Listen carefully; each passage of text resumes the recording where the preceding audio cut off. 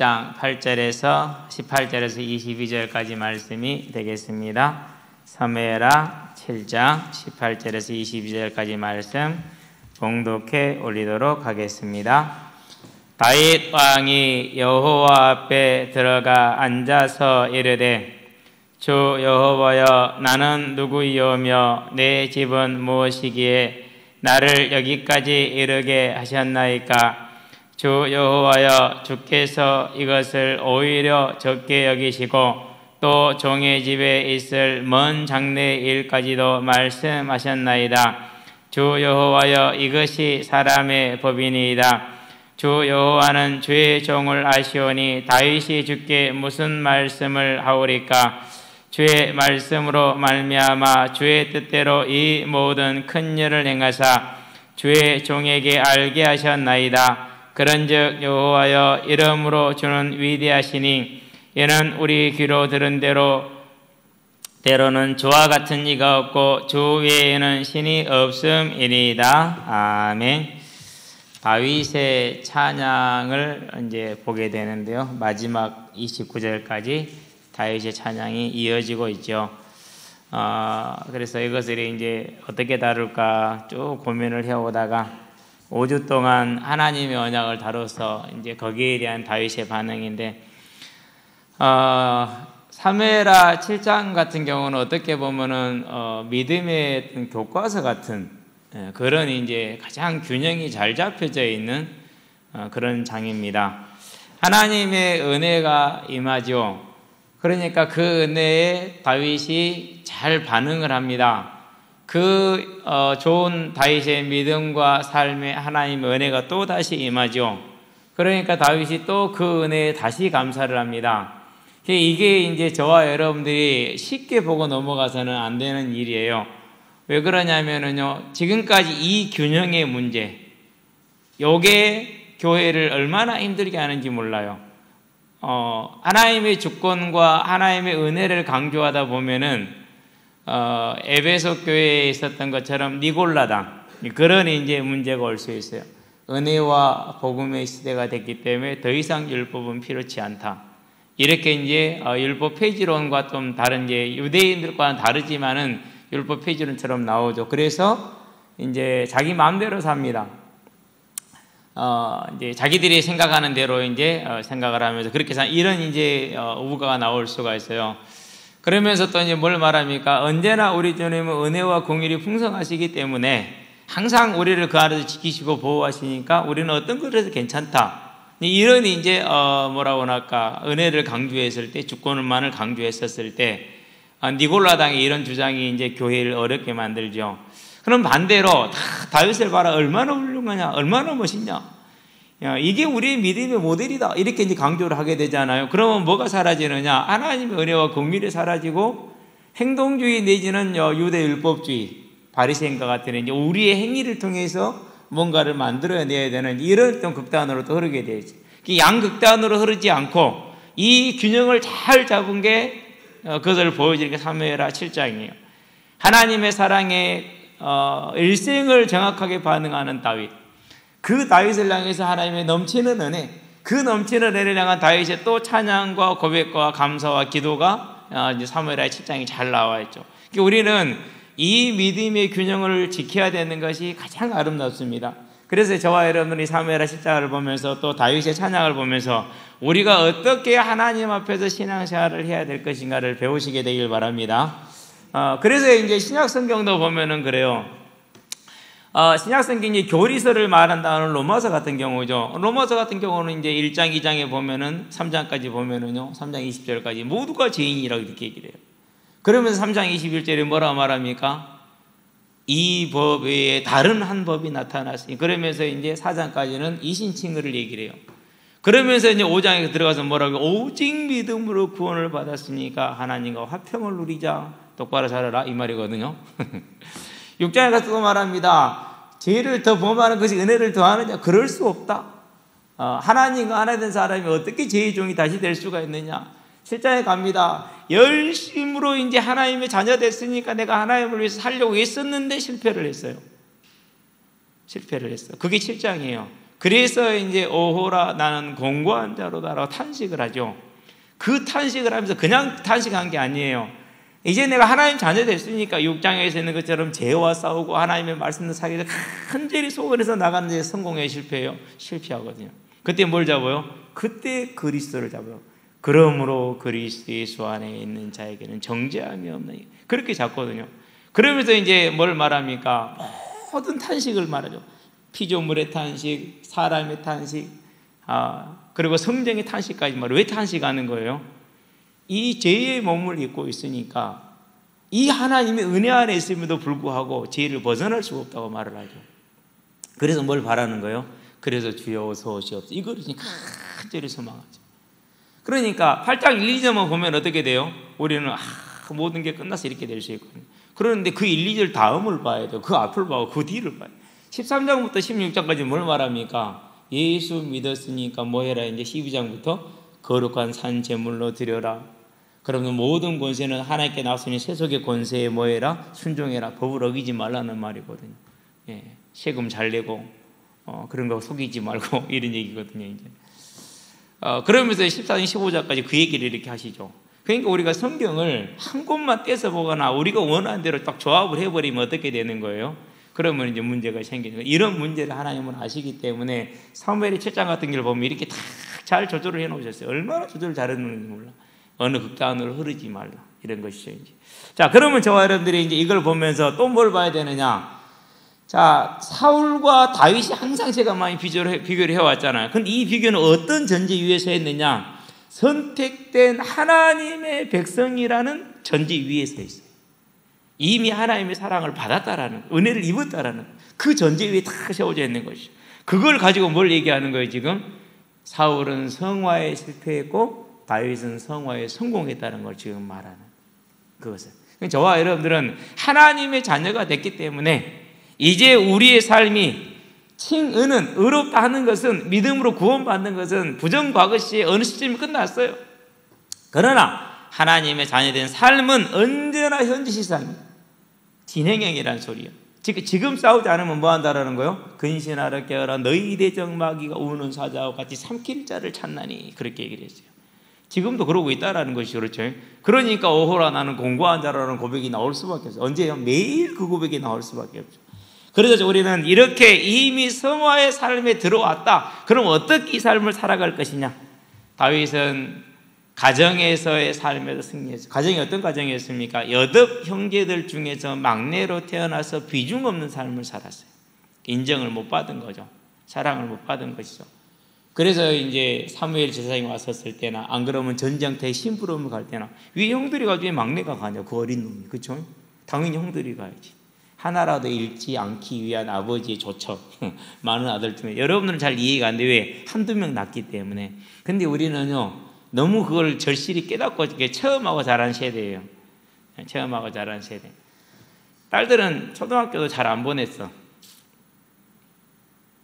국민학교도 잘 안 보냈어. 왜요? 아들 가르쳐야 되니까. 그런 세대가 우리와 우리 앞 세대가 그렇게 자라왔어요. 그러니까 여러분들은 이게 잘 이해가 안 될 거예요. 근데 저 같은 경우는요, 우리 같은 경우는 그게 쉬워요. 그렇게 자라왔거든요. 그래서 뭐 초등학교 나오고 그냥 바로 돈 벌러 간다든지 그러면 몇 살입니까? 얼마나 어립니까? 그렇죠? 그런 시대였다니까 우리가. 그렇기 때문에 막내를 보냈다는 것은 아버지의 중심이 읽히는 장면이야. 잃어도 누구를 잃어야 돼요? 덜 중요한 놈을 잃어야 돼. 손실을 보더라 누구를 손실을 봐야 돼요? 덜 중요한 놈을 손실을 봐야 돼. 그런 가정에서 자랐어. 그렇게 자랐어. 더군다나 왕으로 기름까지 부음받았음에도 불구하고, 그런데도 그렇게 취급을 받는 것이 뭘 말하는 겁니까? 그런 상황 속에서도 다윗은 뭐에 승리했다라는 거요? 내 구주 하나님을 섬기는 데 승리했다라.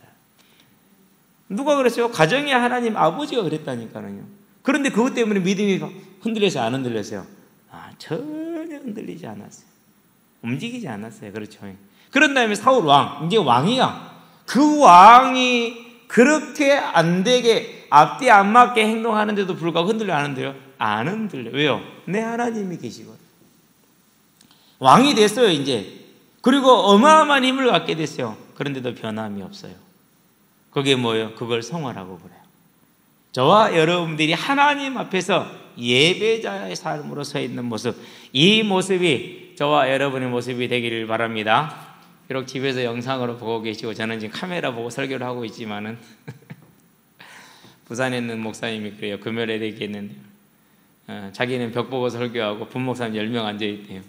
한 1300명 모이는 교회인데 그러면서 지금 이번 주 교회는 4주째, 그리고 우리는 4주가 더 됐습니다만 제발 좀 목사님들이 협력해서 빨리 끝냈으면 좋겠다라는 생각이 들고, 또 이제 굳이 또 교회 우리가 왔으면은 조용히 앉아서 거리 유지하고 있다가 조용히 헤어지면 되고 그러겠죠. 어쨌든 이 어려움을 우리는 극복을 해야 될 것입니다. 하고 될 겁니다. 자, 이런 다윗의 성화의 삶이 뭘 가지고 옵니까? 이제 하나님의 넘치는 은혜를 가지고 정말 특별한 은혜가 왔어요. 우리는 특별한 은혜를 받은 사람들이 맞아요. 근데 그 중에서 또 특별한 은혜를 또 받은 거예요.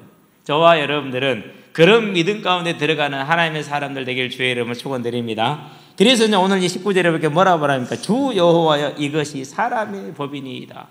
조금 어려울 수 있는 말이에요. 여기서 법이라는 거, 토라라는 말을 어디에다가 수식을 붙이느냐에 따라서 내용이 한 4가지로 바뀌어요.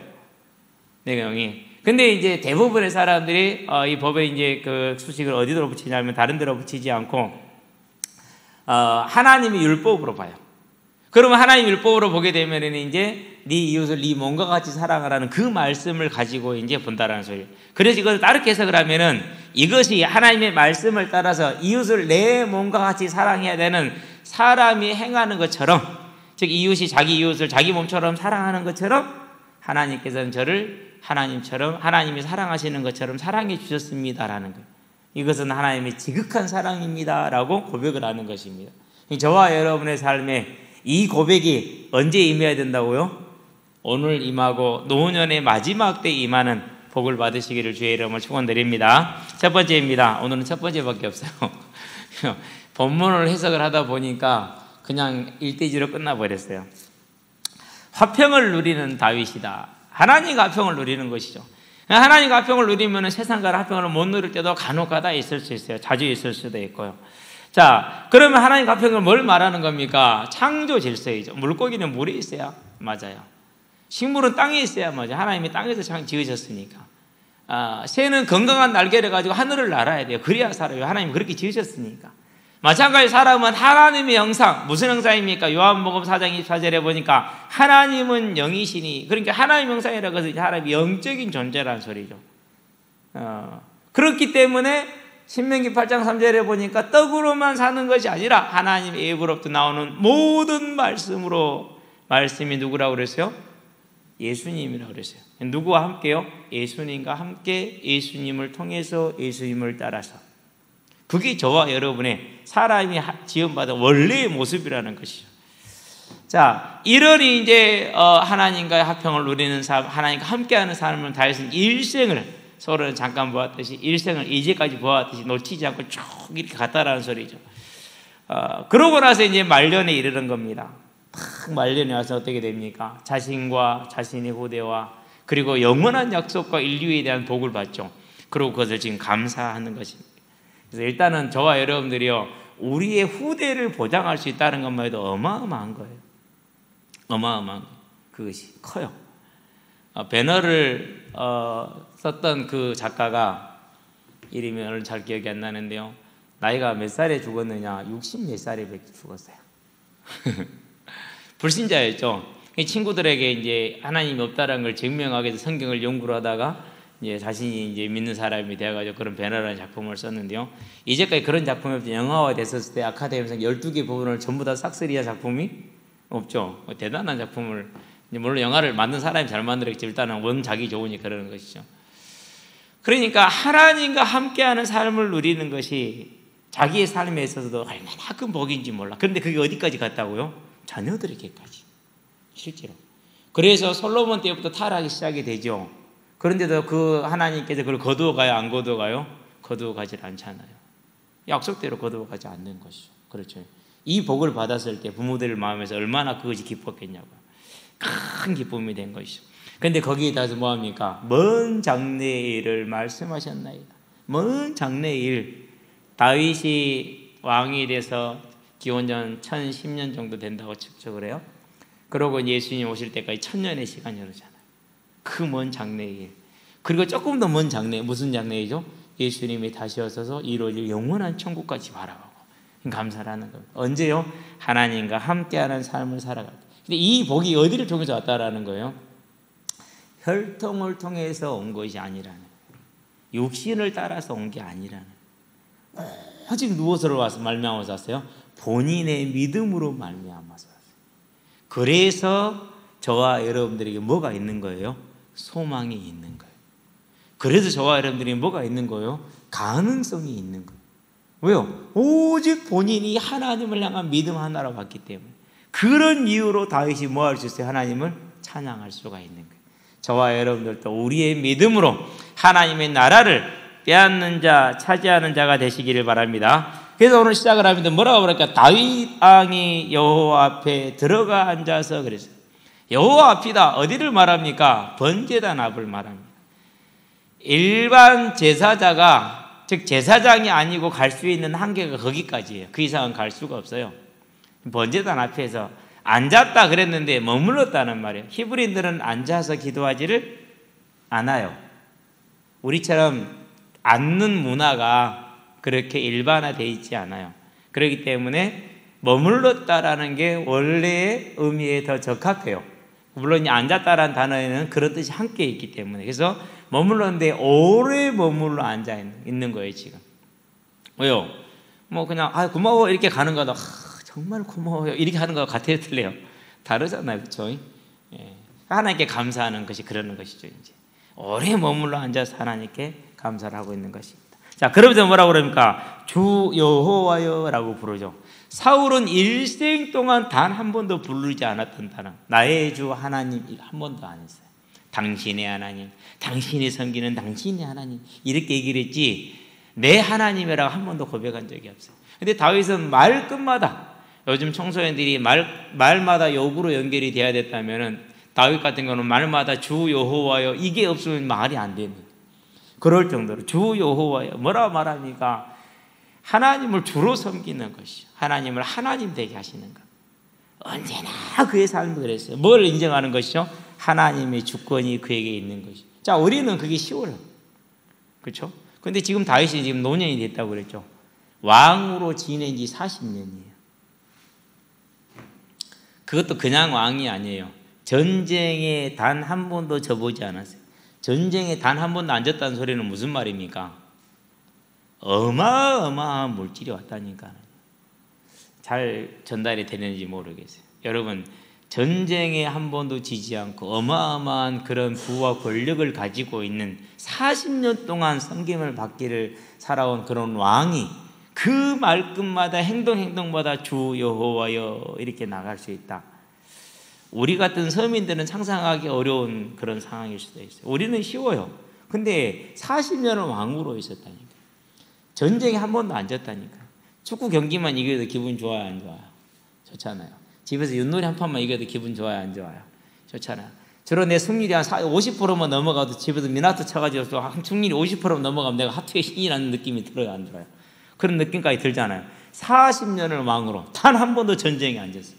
어마어마한 권세와 권력이 그의 손에 있었어요. 그런데 그 말끝마다 주 여호와 쉽겠냐고요?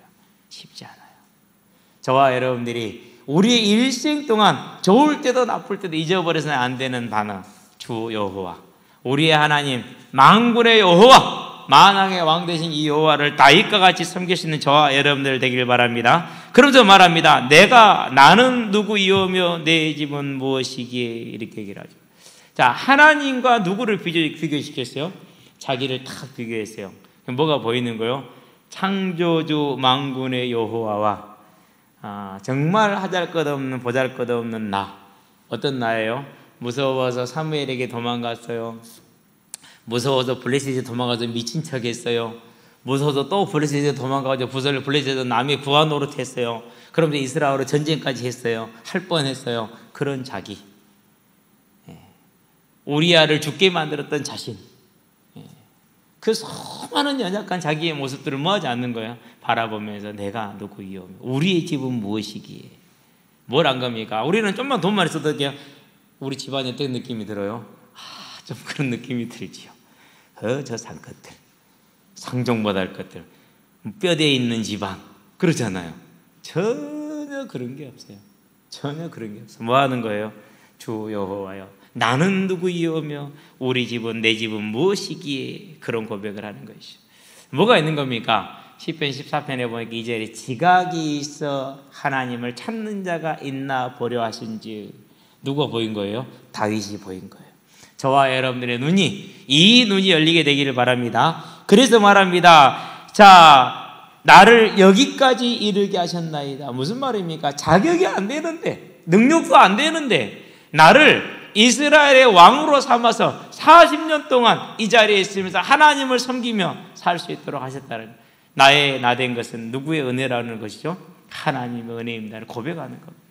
저와 여러분들이 어떠한 실패된 삶에, 연속된 실패된 삶 가운데 있다 할지라도, 어떠한 연속된 승리하고 성공하는 삶에 있다 할지라도, 저와 여러분들은 나를 여기까지 이르게 하셨나이다, 나의 나된 것은 하나님의 은혜라는 이 믿음의 고백이 절대 잊어버리지 않게 되기를 바랍니다. 이거 잃어버리는 순간 이미 하나님을 떠나 있는 겁니다.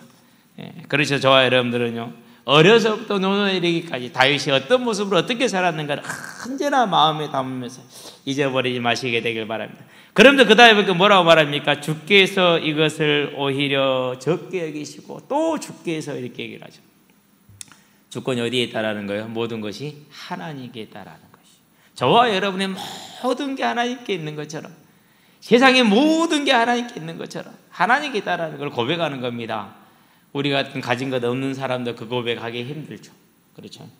그러는데 그렇게 많이 가진 자가, 그 권력을 가진 자가 1, 2년 가진 것도 아니고 5년 대통령 한 것도 아니고 4년 국회의원 한 것도 아니고 4년 지방의원 한 것도 아니고 40년 왕노릇하고, 그리고 그 다음 왕은 내 아들이야, 그 다음 왕도 내 아들이야, 우리 집은 영원한 왕집이야.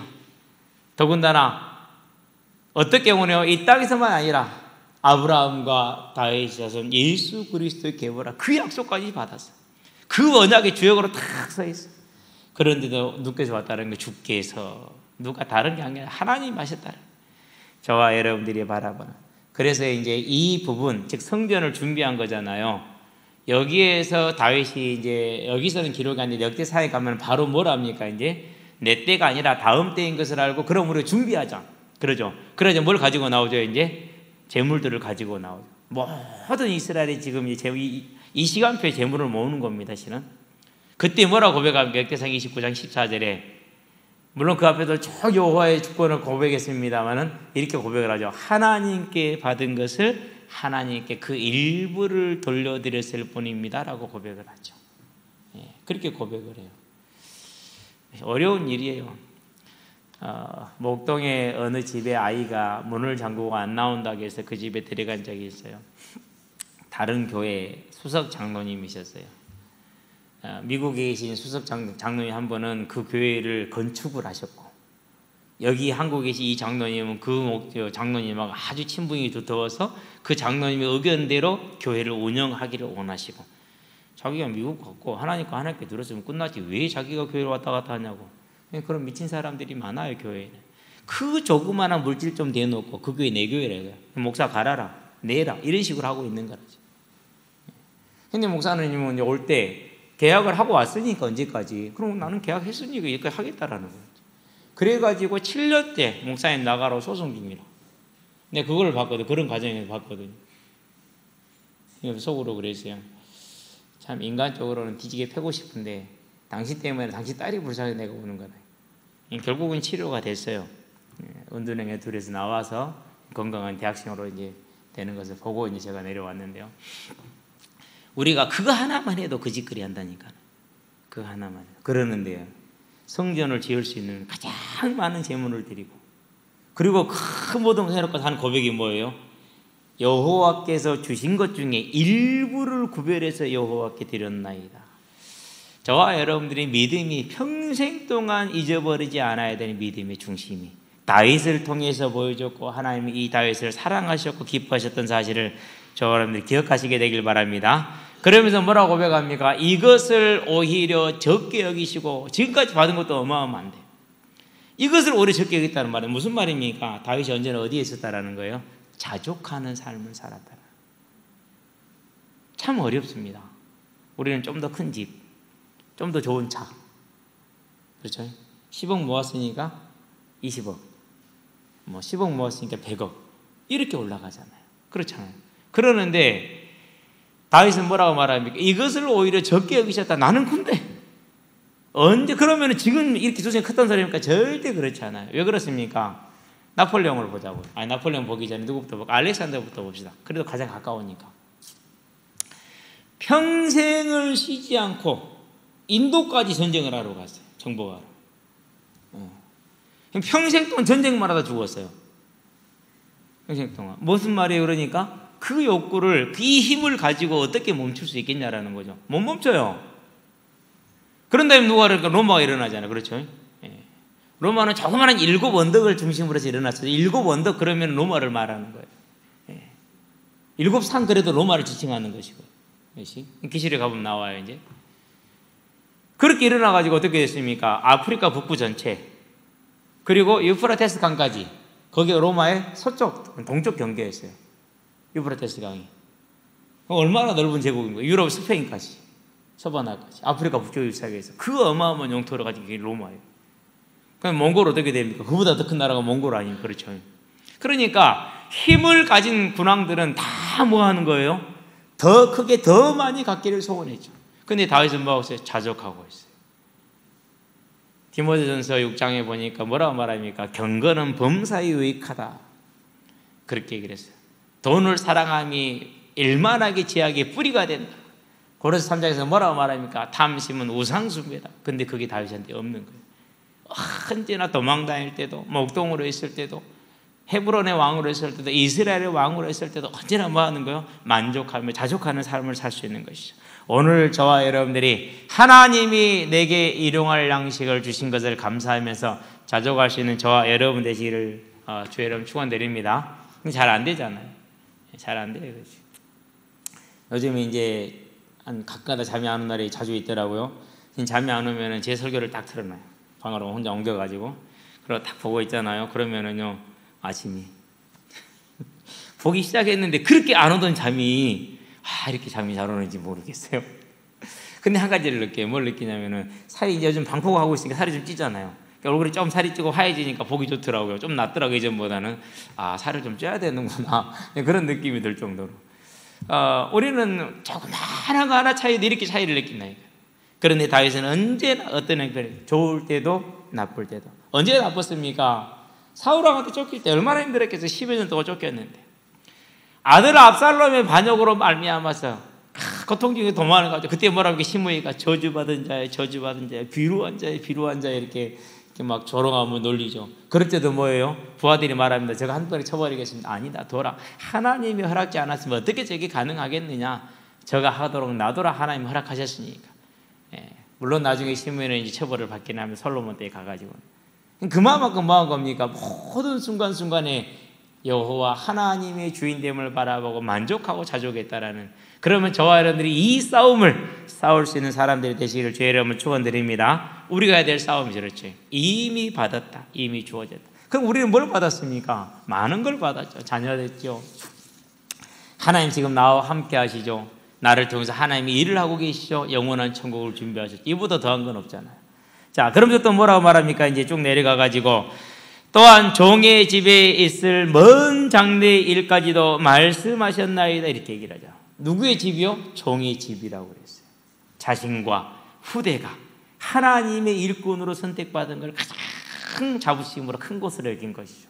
저와 여러분들의 자부심이 이 종의 하나님의 종에 있게 되기를 바랍니다. 그래서 뭘 바라본 거예요? 우리 가정이, 이 가문이, 우리의 후대가 메시아 언약에 쓰임 받는구나. 나와 자녀들이 이 복음을 전하는 메시아 언약에 쓰임 받는구나. 그걸 뭐로 여기는 거예요? 최고의 가문의 영광으로. 종의 집에 그렇게 하지 않습니까? 있을 먼 장래의 일, 오늘 이것 말고 진짜 소망이 어디 있는 거예요 지금? 영원한 구원의 메시아와 영원한 천국에. 그래서 예루살렘을 정복한 게 다윗에게는 큰 의미가 있는 거예요. 이게 저와 여러분들이 뭐가 돼야 된다라는 거예요? 소망이 되고 감사가 되고 찬양이 제목이 되기를 주의 이름으로 축원드립니다. 자, 그러면서 말합니다. 주 여호와여, 이것이 사람의 법입니다. 사람이 자기 이웃에게 선을 행하고 사랑하는 것처럼, 자기 몸처럼 사랑하는 것처럼 여호와께서 저를 사랑하셨나이다 라고 하는 고백인 것입니다. 저와 여러분들도 오직 이 하나님을 바라보면서 자족함으로 하나님께 쓰임받은 일꾼이 됨을 감사함으로 저와 여러분들은 모든 게 하나님께 온 것을 알므로 인해서 하나님과 화평한 삶을 누리시기를 주의 이름으로 축원드립니다. 그래서 로마서 5장에 뭐라고 말씀하십니까? 하고 있습니까? 이렇게 얘기를 하고 있습니다. 한번 보겠습니다. 1절에 보니까 그러므로 우리가 믿음으로 의롭다 하심을 받았으니 그랬어요. 절대 할 수 없는 것은 십자가 대속의 은혜로 말미암아 우리에게 믿음을 주셔서 구원을 받았으니 우리 주 예수 그리스도로 말미암아 하나님과 화평을 누리자 그렇게 얘기했어요. 그럼 하나님과 화평을 누리는 게 뭐입니까? 하나님과 화평을 누리는 것은 우리가 하나님의 뜻대로 선하게 사는 게 화평을 누리는 것이죠. 자, 또한 그로 말미암아 우리가 믿음으로 서 있는 이 은혜에 들어감을 얻었으며 하나님의 영광을 바라고 즐거워하느니라. 영광을 바라고 즐거워하기 때문에 뭐라고 그럽니까? 다만 이뿐 아니라 우리가 환난 중에도요 영광을 바라고 즐거워하니까 환난 중에도 즐거워하나니 이는 환난은 인내를 연단을 소망을 이루는 점을 알미로다 그렇게 얘기했어요. 이 모든 것을 누가 보증했다고요? 마지막 절 6절 5절에 보니까 소망이 우리를 부끄럽게 하지 아니하면 우리에게 주신 성령으로 말미암아 하나님의 사랑이 우리 마음에 부음받았다 이렇게 얘기를 합니다.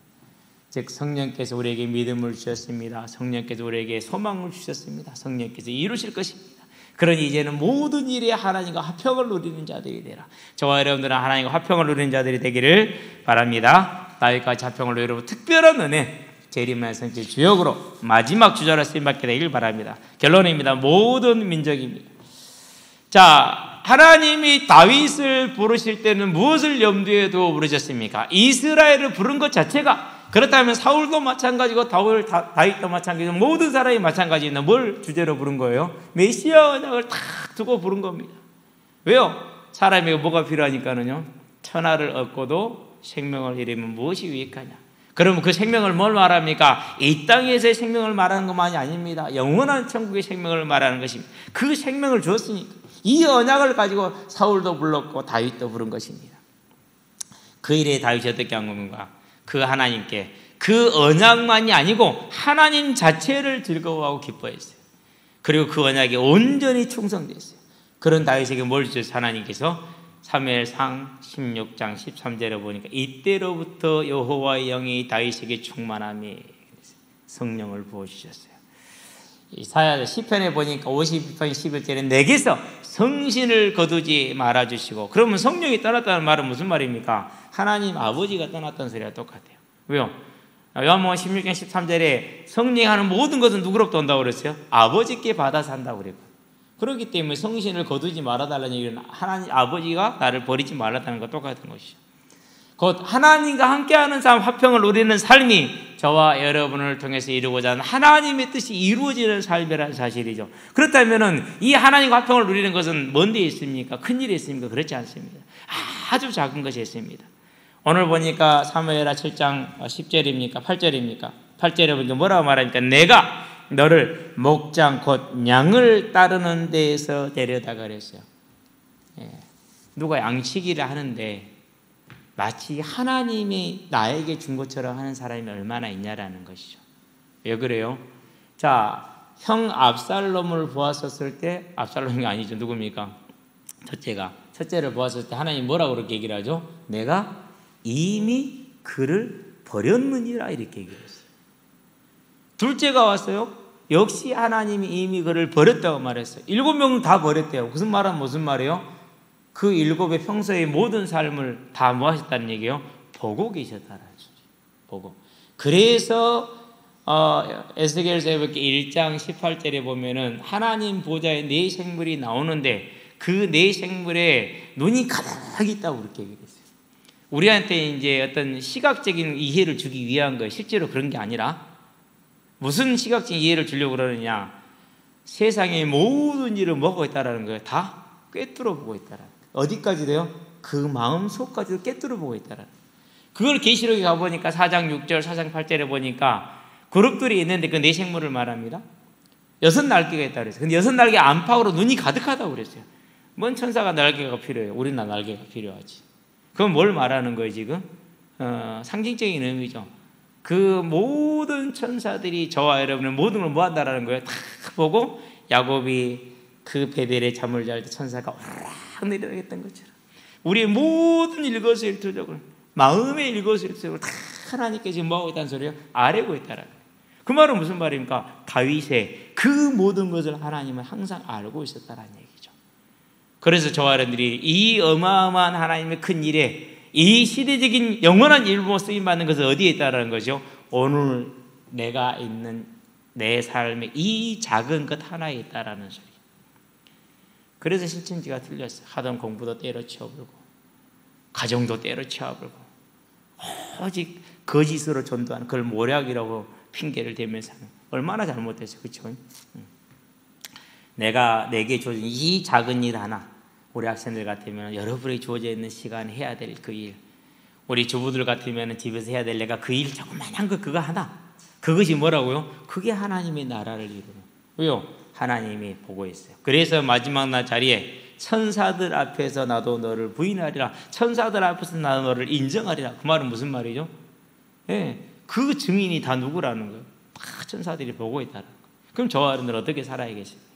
이제 우리의 삶이 하나님께 온전히 드려진, 하나님과 함께하는 하나님의 형상이 회복된 삶, 하나님과 화평을 누리는 삶이 되기를 주의 이름으로 축원드립니다. 다윗이 조그만한 목동으로 있을 때 하나님께 인정을 받은 것처럼 오늘 내게 주어진 이 작은 일에 하나님께 인정을 받음으로 훗날 우리의 일생이 마지막 마치는 그날에 가서는 저와 여러분들이 다윗과 같은 사람, 다윗보다 크게 하나님께 쓰임받은 하나님의 일꾼이 되기를 그리스도신 예수의 이름으로 축원드립니다. 기도하겠습니다. 살아계신 아버지 하나님, 하나님이 우리를 사랑하시고 우리에게 은혜를 베풀어 주사 우리를 하나님의 자녀로 삼으시고 하나님을 알게 하시고 하나님의 뜻을 보게 하시며 영원한 천국을 알게 하신 것을 감사를 드립니다. 이 보장되어지고 주어져 있는 은혜를 말미암아서 이제 우리의 삶이 온전히 하나님께 드러지되 다윗이 목동으로서의 사명에 온전히 하나님 앞에 충성했던 것처럼 우리의 삶의 모든 것이 하나님과 함께하며 하나님 앞에 있으며 하나님께 충성된 삶이 되게 하셔서 이 삶을 통해 복음이 증거되어지게 하시며 그리스도의 나라가 임하게 하는 재림의 성취 주역으로 마지막 자로 그날에 이르기까지 하나님의 나라와 하나님의 교회를 또 하나님의 가정을 온전히 세워나가는 아름다운 삶으로 서게 하시기를 그리스도신 예수의 이름으로 감사하며 기도합니다. 아멘.